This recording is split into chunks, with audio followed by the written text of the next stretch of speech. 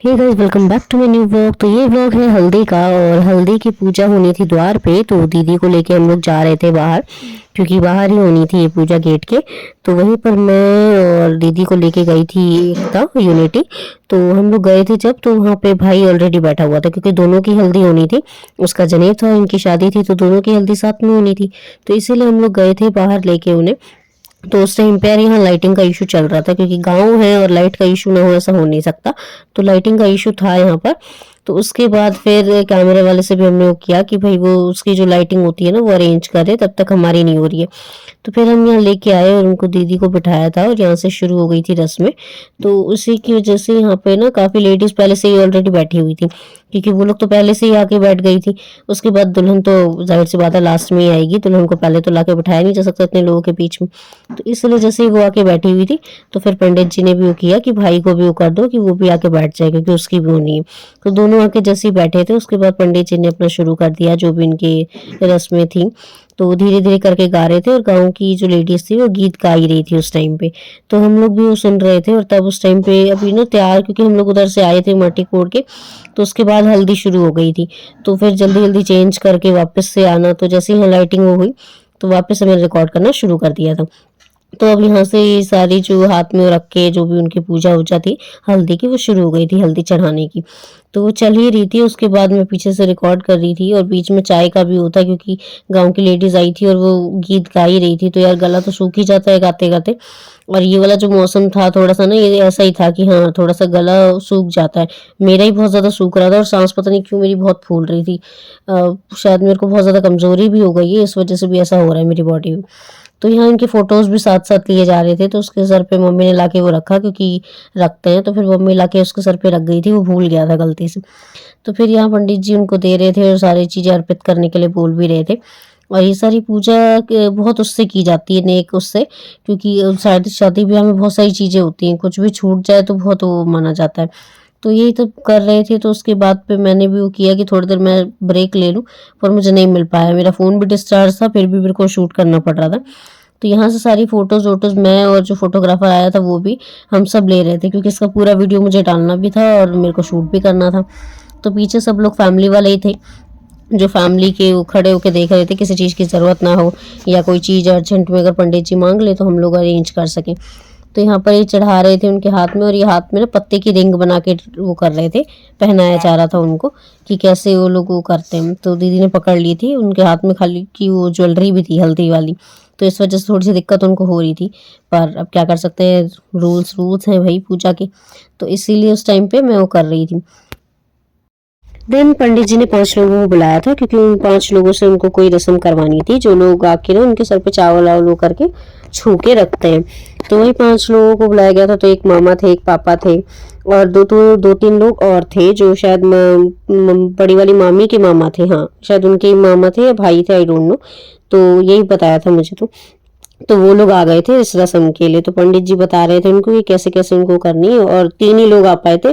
तो 2 लोगों को फिर पीछे से बुला के लेके आए थे, क्योंकि वो लोग उधर बैठे हुए थे, सारे जेंट्स लोग उधर, लेडीज वाला ही डिपार्टमेंट बैठा हुआ था ज्यादा। और बाकी फैमिली मेंबर्स थे जो देख रहे थे कि कोई कमी उमी हो तो हम लेके आ जाए सामान जो जरूरत पड़ेगी। फिर इन लोगों से शुरू करी पंडित जी ने रस्म करवानी, और धीरे धीरे उसे हाथ में रखा हुआ था, वो उसी को निकाल के पहले वहां चढ़ाना होता था, फिर उनके सर पे पत्ते के थ्रू। तो वही चीज जो पंडित जी रस्म में करे जा रहे थे, और पीछे वाले लोगों को भी बता रहे थे कि कैसे करना है।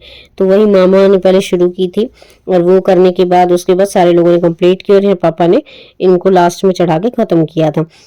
तो उसके बाद से अब फोटो शूट वाला भी कह रहा था कि एक एक फोटो हो जाए, पर पापा की एक भी फोटो नहीं हो पाई, क्योंकि वो कहते हैं ना कि बाप और भाई का शादी में तो पता ही नहीं चलता। तो वो हाल सच में मैंने इस बार देख लिया कि सच में नहीं, लोग कहते हैं ना कि कपड़े वपड़े भी नहीं पहनते, तो वो सच में नहीं होता है, क्योंकि इतने काम होते हैं कि बाप भाई का पता ही नहीं चलता है शादी में।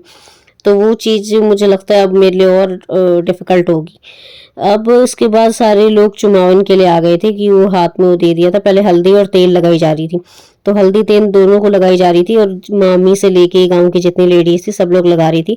और ये सूट ना उस टाइम पे वो लग ही रहा था कि इस पे तेल ना लगे, तेल ना लगे, तेल ना लगे, लेकिन लग ही गया था उस पे तेल। तो हम यही सोच रहे थे कि यार नए नए तेल कैसे मतलब सूट पे तेल लगाए। और उसके बाद सारे लोग फोटोज भी खिंचवा रहे थे, क्योंकि फोटोज भी तो होनी चाहिए यार हल्दी की। और मुझे भी था कि फोटोज तो होनी चाहिए, फोटोज के बिना तो हल्दी अधूरी है। तो यहाँ बड़ी मम्मी ने भी इसको लगाई थी बड़का को, और उसके बाद आई थी टर्न मम्मी की, क्योंकि मम्मी का तो भाई मैं शूट किए बिना कैसे रह सकती हूँ।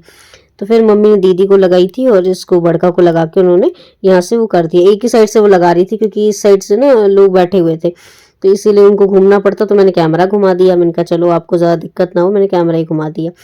फिर यहाँ उनके हाथ में वो करके चुमावन के लिए रखा जा रहा था, तो उसी से सारी औरतें जो है ना वो चावल निकाल निकाल के चुमाती। तो यहाँ से शुरू कर दिया था मामा की लड़की ने, और उन्होंने शुरू किया। उसके बाद फिर मौसी आई थी, मौसी के बाद जो बाकी गांव की लेडीज़ होती हैं वो आई थी। तो एक एक करके सबने वो किया, और हम लोगों ने भी किया था, क्योंकि सब लोग वो करते हैं, जितने लोग साथ में होंगे ना वहाँ पे वो सब करते हैं दुल्हन के। और भाई का भी किया था, क्योंकि भाई उस ओकेजन में था। तो चुमावन में तो मैंने मम्मी का शूट किया था, क्योंकि चुमावन में मम्मी इधर आ गई थी, तब कोई नहीं था, नहीं तो पहले सब लोग बैठे हुए थे।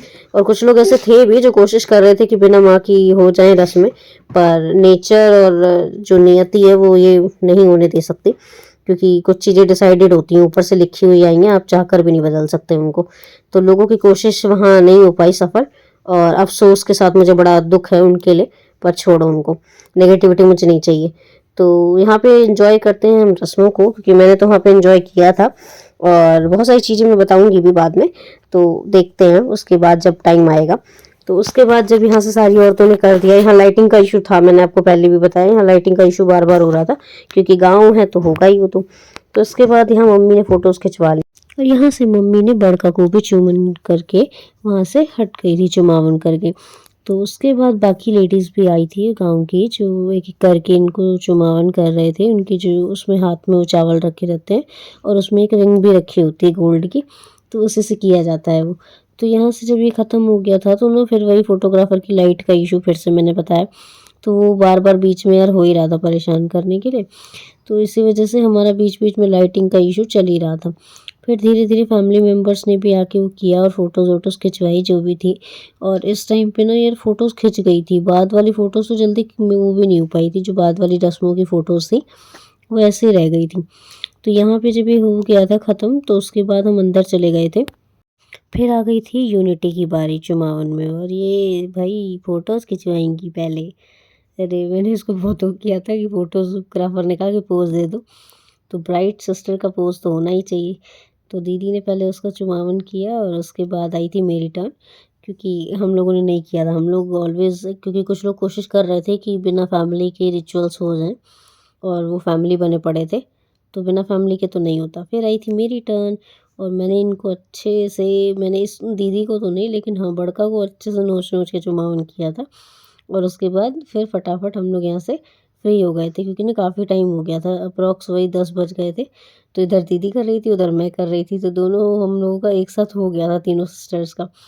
हालांकि कोशिश बहुत अच्छी थी लोगों की, नाकाम हो गई। कोई बात नहीं, बेचारे सैड हैं, तो थोड़ी सी तो ज़रूरत है, किसी के घर में माचिस मारोगे तो धुआं आपके तक आएगा ही, सांस तो फूलेगी, तो आप सफोकेशन बर्दाश्त करो। तो बहुत सारी चीज़ें मैं आगे बोलूँगी भी, पर वेट फॉर द मोमेंट। और यहाँ से फिर एक ये गांव की लड़कियां थी, इन्होंने भी ख़त्म किया।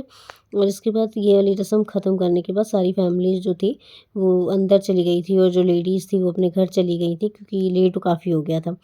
तो हम लोग भी दीदी को लेके यहाँ से उठ रहे थे, और मैं अभी बड़का का कर ही रही थी, क्योंकि ये देखो उसको मैंने चोट के परेशान कर। अब भाई को बहन परेशान नहीं करेगी तो कौन करेगा। फिर यहाँ शुरू हो गई थी संगीत की रात, और संगीत की रात भाई दीदी ने आराम से खूब मज़े किए थे, डांस करते पीछे में। मैंने साउंड ज़्यादा ही रखा है गाने का। उनका डांस मुझे तो समझ नहीं आया था कि यूनिटी को हुआ क्या था, पर ये भी था कि यूनिटी का ये लास्ट डांस था अपनी शादी में, चुका ही इसीलिए यहाँ कर रही थी। तो खूब इन्जॉय किया यूनिटी ने, मैंने अच्छे अच्छे वीडियोज़ बनाए इनके, और गाना सुना।